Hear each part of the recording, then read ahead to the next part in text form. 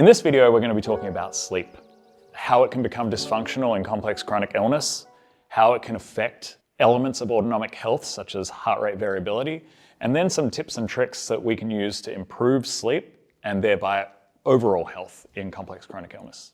Sleep is an incredibly restorative process for the body and the mind. And when we go to sleep, what typically happens is our autonomic nervous system will shift its activity from fight, flight, or sympathetic nervous system activity over to parasympathetic nervous system activity, or rest and digest. People with complex chronic illness often experience difficulty going to sleep because of dysautonomia, or autonomic nervous system dysfunction.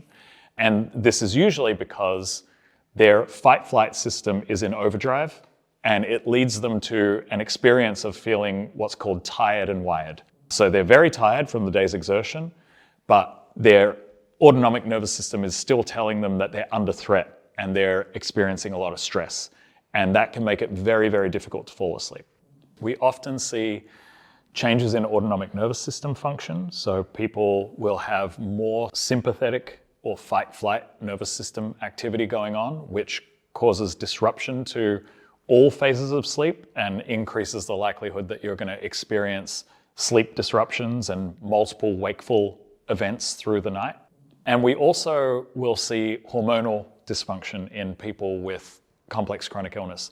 When we're thinking about high quality sleep, there's a few factors that we really want to focus on: sleep length, sleep depth, and then sleep consistency. When it comes to sleep length, what we're really trying to do is make sure that the body is fully prepared to enter into a sleep state and stay asleep for as long as the body needs. And so this can start from the very first moment that you wake up from the previous night's sleep, making sure that you're getting adequate morning light that triggers your body into understanding that the day is beginning.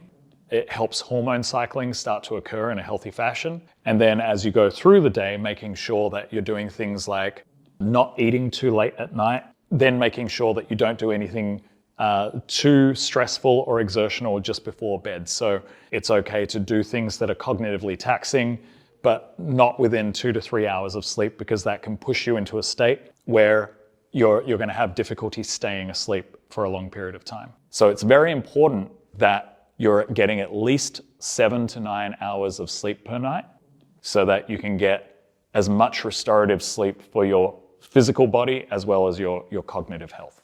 As we move into how to maximize sleep depth, making sure that your autonomic nervous system is ready for sleep. We've spoken about fight-flight and its ability to impact sleep. When you're going to sleep, if you want to ensure deep, uninterrupted sleep, things like breathwork that can help to switch the body from a fight-flight situation to rest and digest.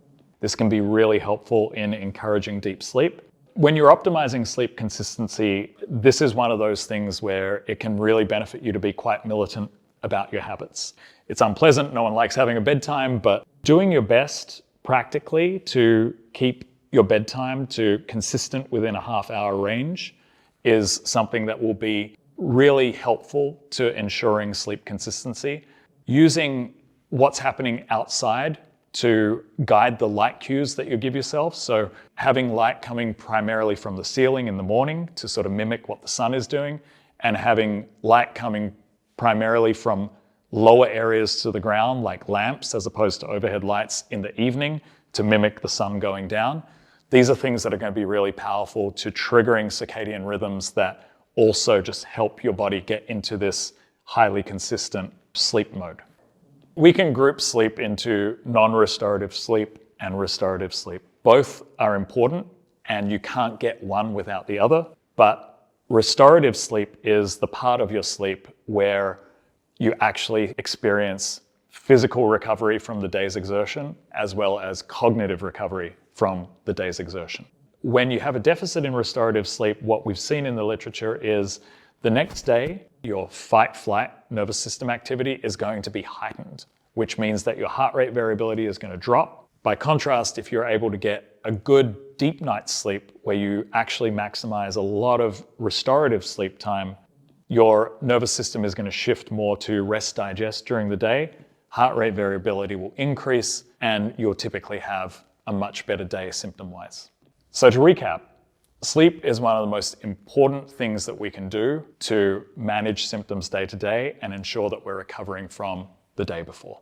People with complex chronic illness rarely get refreshing sleep and often don't get enough of the restorative sleep phases that are so important to recovery.